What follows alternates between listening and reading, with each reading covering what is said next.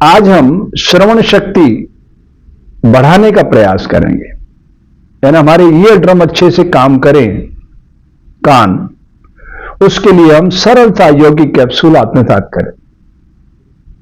सबसे पहले आप ये मुद्रा देखिएगा, ये सिर्फ मैंने तर्जनी को बाहर किया है, अंगुष्ठ को अंदर करके बांध दिया और तर्जनी को बाहर रखा है, ठीक है। अब मैं प्रतीकात्मक रूप से 108 बार इसको घुमाऊंगा ईयर ड्रम पे, पर मैं ये आपसे नहीं कह रहा हूं कि आप आज ही 108 बार घुमा लीजिए। हां, इतना जरूर याद रखना, नाखून काट के साफ करके अंदर घुसाइएगा उंगली को, तर्जनी को, नहीं तो नुकसान भी हो सकता है, त्वचा कट सकती है, ठीक है। तो आप 10 बार से शुरू कर सकते हैं, 10 बार घुमाओ, अगर आपका शरीर सपोर्ट करता 20 बार घुमाओ, 30 बार घुमाओ, ऐसे 108 तक पहुंचना है। पर आज ही नहीं पहुंच जाना, अभ्यास धीरे धीरे ही बढ़ाना चाहिए। चलिए यात्रा शुरू करते हैं श्रवण शक्ति बढ़ाने की।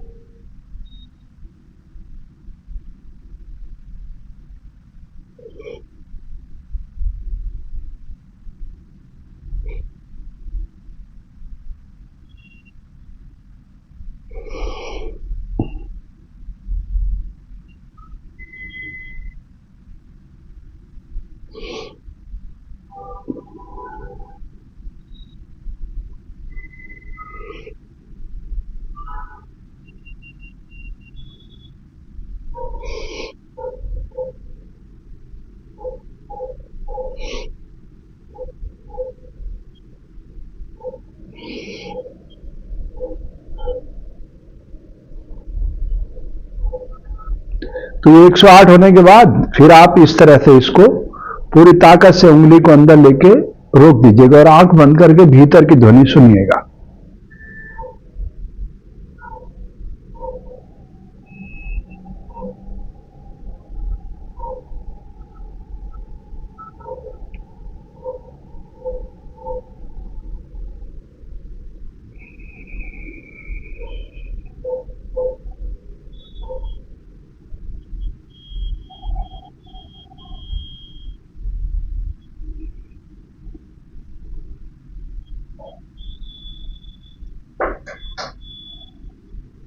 जब भीतर की ध्वनि सुनाई देने लग जाए तो श्वास लंबा गहरा करते जाइएगा आप।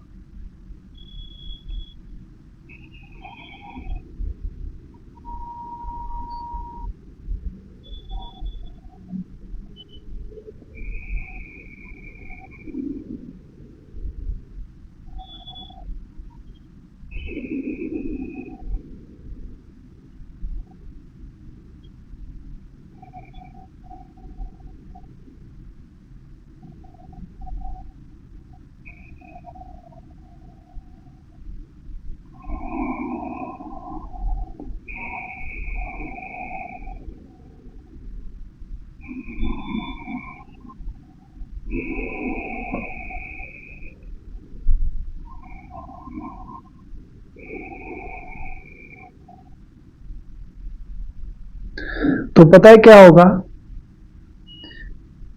जब भीतर की ध्वनि और बाहर की श्वास आपस में संघात करेंगे, टकराएंगे, तो एक मंगलमय ध्वनि पैदा होगी। मंगलमय ध्वनि, उस ध्वनि को बहुत ध्यान से सुनेगा। उसकी जो तरंग है, उसकी जो मापक यंत्र, मतलब अगर मैं डेसिबल कहूं तो उसकी जो वेव्स है वो बहुत ही सूक्ष्म है। अगर आप फोकस नहीं होंगे तो वो नहीं सुन पाएंगे कि टकराहट से कौन सी ध्वनि उत्पन्न हो रही, ठीक है। यहां तक पहुंच गए तो फिर आपकी यात्रा बहुत ही आसान हो जाएगी, फिर उसको पवित्र करने का काम रह जाएगा। तो इस तरह से हम छोटे कान थे, यानी बाहर से इसको बंद कर लेंगे, ये छोटे कान, और सारे तत्वों को इस तरह से खोल के रख लेंगे और फिर आंख बंद कर लेंगे। इस प्रक्रिया की जो समयावधि है वो 10 मिनट है, पर मैं ये बिल्कुल नहीं कह रहा हूं कि आज ही आप 10 मिनट कर लीजिए। अभ्यास धीरे धीरे ही बढ़ाना चाहिए, ठीक है। और बहुत शांत चित्त होकर, पूरा फोकस्ड होकर सारी ऊर्जा को कहां लाना है, ईयर ड्रम पर। ओके, ये छोटे कान बंद किए अंदर की तरफ, जितना दबाव आप सहन कर सके उतने ही दबाना है, ज्यादा नहीं। पर बाहर की ध्वनियां विलोपित हो जाए इतना प्रेशर जरूर क्रिएट करना कि बाहर की ध्वनियां आपको सुनाई ना दे, भीतर की ध्वनियों को आपको पूरा पूरा सुनना है।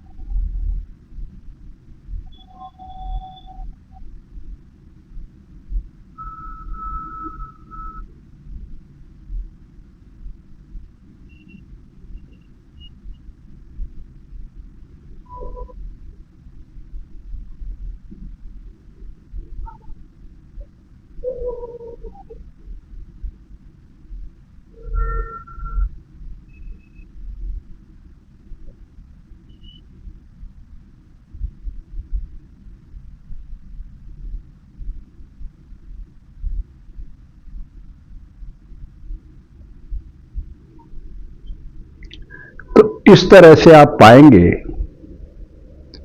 कि जब शरीर बिल्कुल मूर्तिवत ठहर गया तो भीतर की ध्वनियां आपको अलग सुनाई दे रही है। जो श्वास प्रश्वास आपके भीतर चल रही, उतर रही, आ रही, जा रही है, उसकी ध्वनि अलग सुनाई दे रही। और जो विचार थे वो कुछ और कर रहे थे, वो भी अब इनके साथ आ मिले। जब तीनों के मध्य संतुलन बन जाएगा तब आपको ऑटो सजेशन के जरिए श्रवण शक्ति बढ़ाने की सूचना ब्रेन तक पहुंचाना है। ब्रेन का काम है, जो भी सूचना उसके पास जाएगी उसका विस्तार करने लगता है तुरंत। विचार नहीं कर सकता, विचार तो सूचना प्रदाता है, लेकिन एक्शन प्लान ब्रेन के पास। तो ब्रेन तक जब इंफॉर्मेशन पहुंचने लग जाएगी तो ब्रेन काम करने लग जाएगा, राइट। तो हमें ब्रेन तक ही इंफॉर्मेशन पहुंचाना है कि श्रवण शक्ति आप बढ़ाइए। और हमने कहा उसी केंद्र पर जाकर के बॉडी को ठहरा दिया कि नहीं, ये हमने। और फिर अंगुष्ठ का इस्तेमाल किया ना, अग्नि का। तो अग्नि का काम क्या है? पवित्र करना। तो जो विकृतियां वो सब धीरे धीरे समाप्त हो जाएंगी और पवित्रता प्रकट हो जाएगी। यही तो योग है, ठीक है। तो अभी तक आपने हमारा YouTube चैनल सब्सक्राइब नहीं किया तो कर लीजिए। ये धरती पे एक हंसते खेलते मानव का ना, सरल तरल प्रसन्नचित मानव को लाने का अभियान है।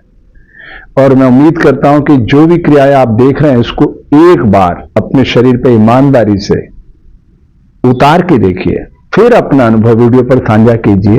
क्योंकि मैं आपसे बार बार कह रहा हूं कि मैं बच्चों के IQ लेवल पे काम करता हूं, ठीक है।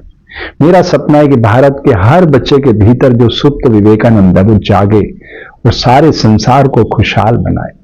तो भारत जो हमारे ऋषियों की पवित्र भूमि है, वो दुनिया के मस्तक पर सुशोभित हो। ठीक है, इन्हीं पवित्र भावनाओं के साथ आपके मंगल की कामना करता हूं।